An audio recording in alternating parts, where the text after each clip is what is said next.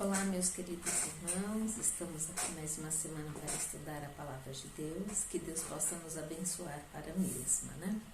Nós vamos estudar a lição 9, que fala sobre a onipotência de Deus. O que é onipotência? Onipotência é um poder ilimitado. Sabemos que Deus tem um poder ilimitado, né? O nosso verso de hoje para memorizarmos está em Romanos 9, 27 e 28, que nos diz: Também Isaías clamava acerca de Israel. E ainda que o número dos filhos de Israel seja como a areia do mar, o remanescente é que será salvo. Porque o Senhor executará a sua palavra sobre a terra, completando-a e abreviando-a. Então, nós sabemos que do poder ilimitado de Deus e como Deus vai salvar o seu povo. E aqui ele nos está trazendo em especial que pode ser uma enorme multidão, mas o remanescente, ou seja, aquele que obedece à sua lei, à sua palavra, são os que serão salvos. A Pena Inspirada nos diz: aquele que governa no céu é o que vê o fim desde o princípio, o ser perante o qual os mistérios do passado e do futuro estão igualmente expostos, e que contempla o cumprimento de seus propósitos de amor e bênção, para além da miséria, trevas e ruínas que o pecado acarretou. Ainda bem que Deus nos leva a cumprir esse propósito, né?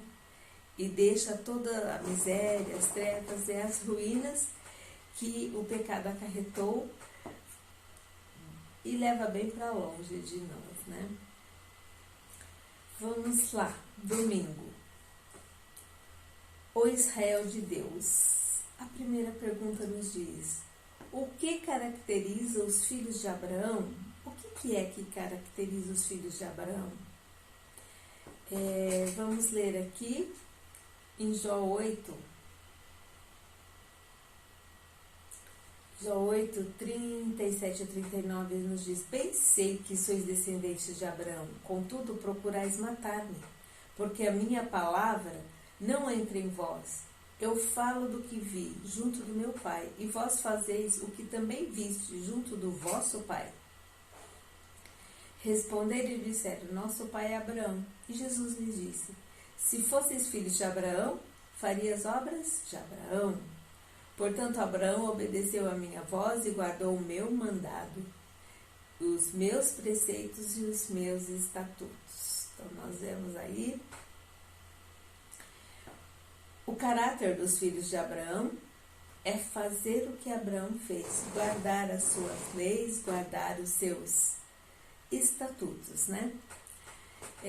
Nos diz que os judeus alegavam ser descendentes de Abraão, mas não fazem as obras de Abraão.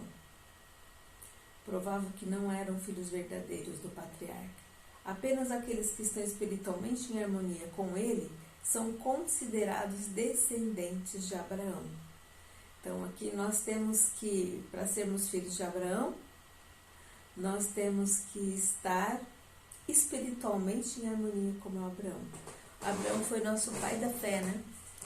E nós, para falarmos que somos filhos de Abraão, temos que seguir aquilo que Abraão seguia, ter a fé de Abraão, né?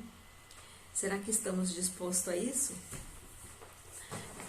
Aqueles que têm a fé de Abraão e que guardam os mandamentos de Deus como Abraão guardou, fazem parte do remanescente, né? Os verdadeiros israelitas de hoje sempre têm em mente. O que temos em mente se somos o verdadeiro israelita, né?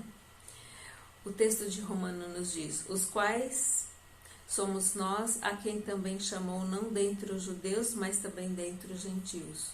Como diz em Oséias: chamei o meu povo ao que não era meu povo, e amada a que não era amada. Por que ele está falando isso? Porque em Oséias foi relatado isso? porque o povo de Deus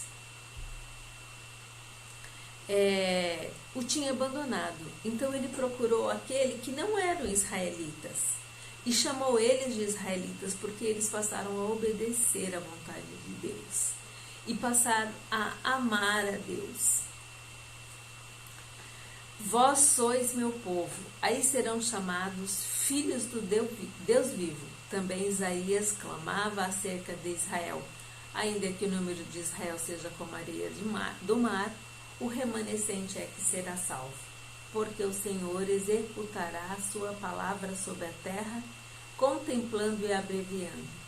E como antes disse Isaías, se o Senhor dos exércitos vos não deixar descendência, teríamos sido feitos como Sodoma e semelhantes a Gomorra.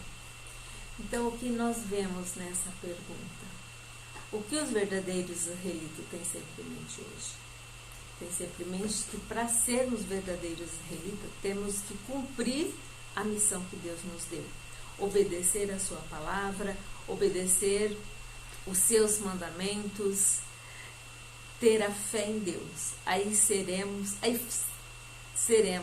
e faremos parte do remanescente. Que Deus nos ajude para isso. Amém.